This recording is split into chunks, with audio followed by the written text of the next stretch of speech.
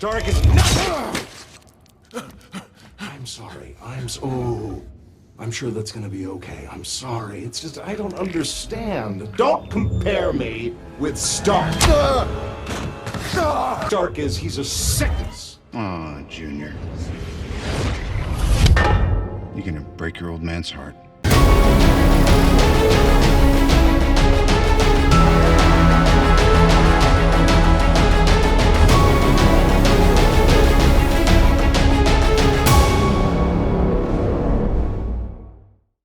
What's up? It's Chris, the Drone Geek, and welcome to another episode of Let's Talk Drones. Today's episode is part retrospective and part anticipation. The reason it's retrospective is because most of this video is going to be about a drone that's been on the market for at least a year, if not two. I can't really remember when it actually hit shelves, but it's been out for at least a year. And then the reason that we're going to be having a little bit of anticipation towards the end of the video is because we're going to be talking about a new iteration of this drone that is rumored to be released in the year 2022. That's this year, and I'm really excited about what could potentially come with that drone. So first things first, let's establish what we're talking about. It's the DJI FPV. Now, when this thing hit shelves, it sort of rocked the foundation of what everybody knew about the drone world. Now, before this hit the shelves, DJI was the market leader and still is in RTF GPS drones that specialize in photography and video when it comes to aerial work.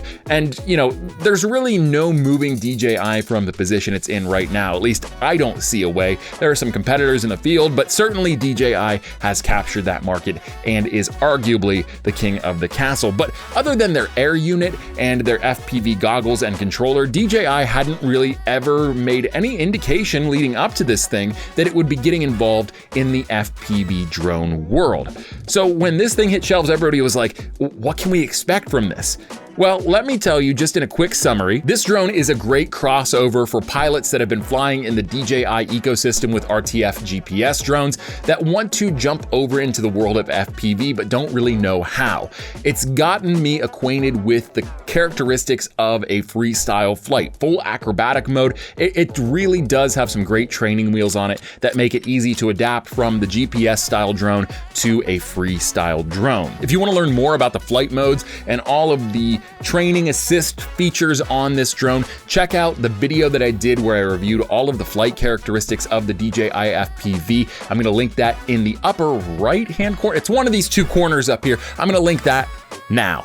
So whether you choose to watch that video later or watch it right now, make sure you come back because the thing we're going to be talking about today is the chief complaint from this drone. Overall, this received really great reviews, especially from diehard DJI loyalists, but the big complaint, even among those loyalists, was this camera. Now you'll see that the camera is relatively small. The onboard camera has single axis stabilization, so it stabilizes up and down and it can be adjusted mid-flight. So that's kind of cool and something we haven't really seen in any other FPV drone. At least it hasn't been innovated yet. But the problem with this camera is the sensor size. And the reason that's a problem is because it causes the footage to comes out of the camera to have a low dynamic range. There's really not a lot of flexibility in the footage, even when you're shooting in D-Cinelike, which does come as a feature on this drone. It's a real problem because the whole purpose of this drone is to get that very cinematic, smooth flight that can cover a lot of ground in a very short amount of time. FPV footage can really find its place within a cinematic production or a professional level production if it's able to be edited. And overall, my experience with this drone, as fun as it is to fly, is that the footage it's not quite there. You can do stuff with it if the lighting is really good and the environment that you're shooting in is solid, but if you don't have close to perfect conditions, this camera just isn't going to deliver what you're looking for. What happens is the highlights are usually way blown out and the shadows are crushed. So when it comes to post-production, you end up with a lot of noise or a lot of blown out areas in your footage, and it just doesn't look good. Unless you put some sort of filter on the camera, there's no way to fix it other than post-production, and even then you're very limited in what you can do. So you might be asking now, okay, what do we do about that? Well, it's really pretty simple. If you have a GoPro, great, you've already accomplished step one. If not, go out and get a GoPro.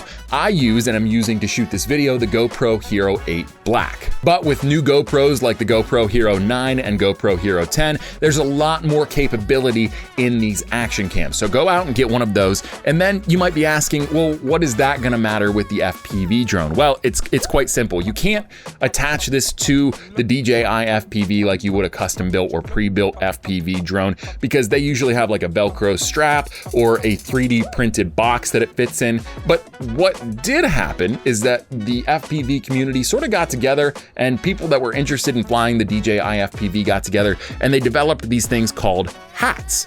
And this is just one of many styles of hats that you can get for the DJI FPV. This one ran me $15 on Amazon, I think. It wasn't terribly expensive. And, you know, like Original Dobo has some on his, I think it's his Etsy or his Pinterest account, that actually fits over the top shell of the DJI FPV and is a little bit more secure, but this one gets the job done. And the way that this particular hat works is you just take the FPV drone and you put these little slats right there along the lips of the shell. And then you'll go ahead and on the little vent notch there, you're just gonna push this down and it'll click into place. And then I'm using the GoPro to shoot this video, so I can't really show you how it fits in, but essentially it works like every other GoPro piece of equipment or adapter. Is you use the screw bolt that goes in here, and you just slide the GoPro into those slats, and then you just screw it in and secure it with that bolt, and it sits on top. Now you'll have to adjust it before the flight. There's no way to do it while the drone's in the air, and you're gonna have to adjust it depending upon the characteristics of the flight that you're shooting for. So if you're gonna be shooting something that's moving really fast, more than likely you're gonna see more pitch on your drone, and it's gonna end up flying like this. So you may want the GoPro to be pointing up when it's sitting in this stationary position. You may actually want the lens to be pointing upward like this, so that when you get up in the air and you're flying and it's facing like this, you'll get a straight on shot or a straight on look through the GoPro. If you're flying a little bit slower, maybe in a closer to a Cinewhoop style flight, you will just want to mount it maybe a little bit of an angle, but not much, because you're not going to get much pitch forward. You're not going to be moving that fast, which means that the camera will be pointing straight ahead as the drone moves. So it really just depends on how fast you plan on flying. Again, higher speeds mean more pitch, so you're going to want to angle the camera accordingly. Lower speeds mean less pitch. Again, you're going to want to angle the camera accordingly. But what I've found is that GoPro footage, any action cam footage, really almost any action cam footage, is a lot better than the FPV footage. And to show you the difference, let's go ahead and start with a side-by-side comparison of the raw footage fresh out of each camera next to each other. So let's pull that up now. So you'll see side by side, these two sets of footage are from the same flight. I had them recording at the same exact time. It's gonna be a little bit of a different perspective from each camera, because obviously the FPV camera sits lower than the GoPro, but overall it's pretty darn close. The most obvious thing you're gonna see is this raw untouched footage has a very different look and feel to it out of each camera. Now for the DJI FPV, I am using D-Cinelike, which is the flat color profile that comes on board with the DJI FPV. And for the GoPro, I am using the flat color profile. But you'll see that comparing the two, it's really hard to see that both of them are in a flat color profile, which is better for post-production, because the GoPro is just so much more saturated and so much more vibrant than the Cinelike footage, which isn't necessarily a good thing, but it does give you a good contrast between the two sets of footage. The GoPro's already starting out with a much higher level of dynamic range. It's not until you can really see where we're facing into the sun or what direction the sun is in the sky that the FPV camera really struggles with blown out footage, whereas the GoPro handles it just a little bit better. Not worlds better, but enough that I would prefer the GoPro from that aspect over the FPV camera. Same thing can be said on the opposite side of that coin for the shadows or the darker areas. When you're looking down into the town that I'm flying in, you'll see in those shadowy dark areas that the colors in the contrast is really just crushed in the DJI FPV footage, whereas with the GoPro it handles those shadows just a little bit better. Again, not worlds better, but enough that I will always attach the GoPro to the top of the FPV drone when I'm flying. So you got to see the raw footage, which really just illustrates out of the camera how much different the two experiences are when it comes to preparing to present it to a client. The DJI FPV is not awful. I won't sit here and say that it's totally unusable. In pinches, the FPV camera will get the job done for you. Like for instance, if I forget my GoPro or I don't have the batteries charged for it, I can always fall back on the FPV camera and at least deliver something that is usable. But in terms of overall quality, I do think the GoPro, at least the Hero 8 and anything past that, has a much higher quality, or not much higher, but at least high enough past the DJI FPV's onboard camera that you've got to opt for the hat and GoPro option on this drone. It's gonna deliver much better quality overall after you get out of post-production. And in fact, instead of me sitting here trying to convince you of this, let's just go ahead and take a look at that same footage we just watched after we run it through color correction, color grading, and all of the other things that I do in post-production.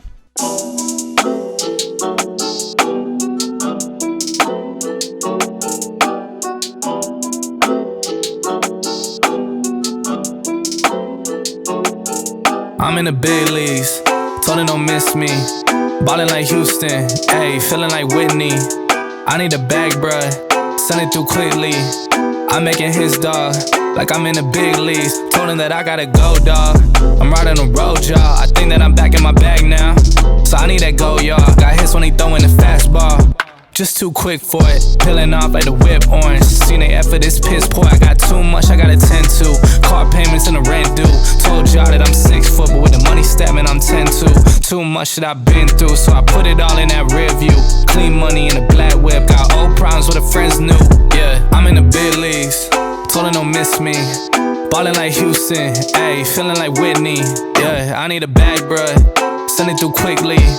I'm making his dog, like I'm in the big leagues.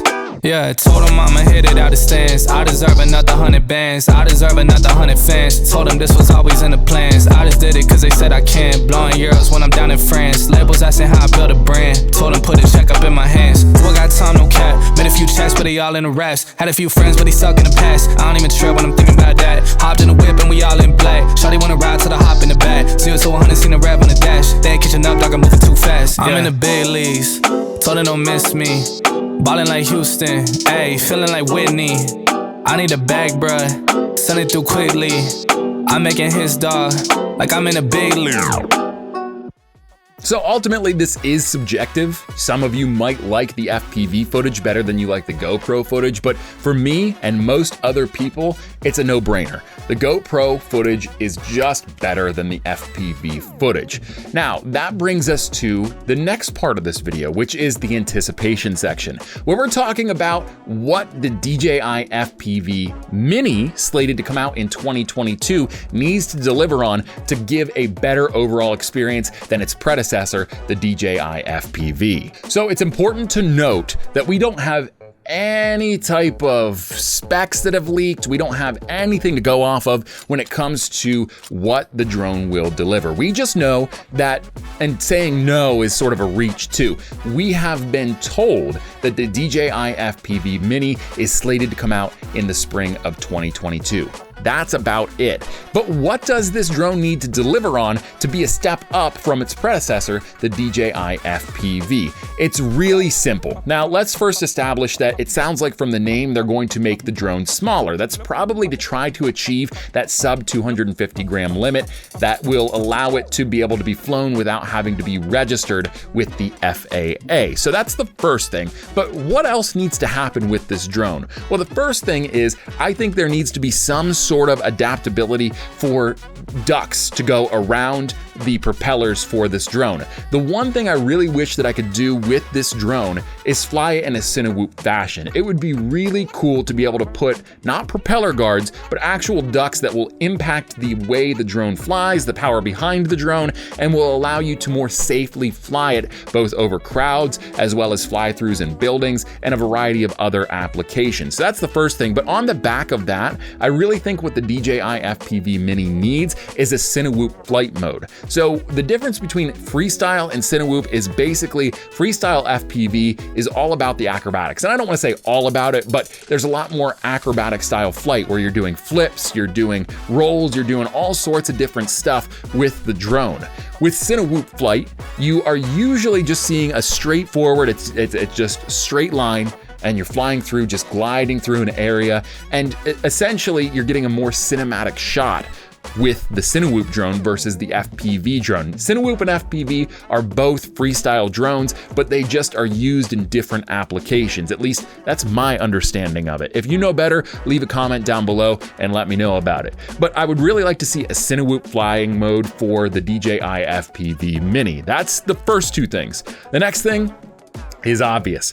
We want to make sure that the camera on the FPV Mini is much higher quality than what we have here. It's really hard to think that they'll get anything bigger than a 1/2-inch sensor on a DJI FPV drone, let alone one that they're now going to downsize or rumored to have downsized in 2022. But I think a 1/2-inch sensor is perfect for this drone, but they need to do something when it comes to the shooting modes. Now we have D-Cinelike on this drone, but maybe do a D-Log and allow you to shoot in H.265 with that D-Log so that you have more flexible footage.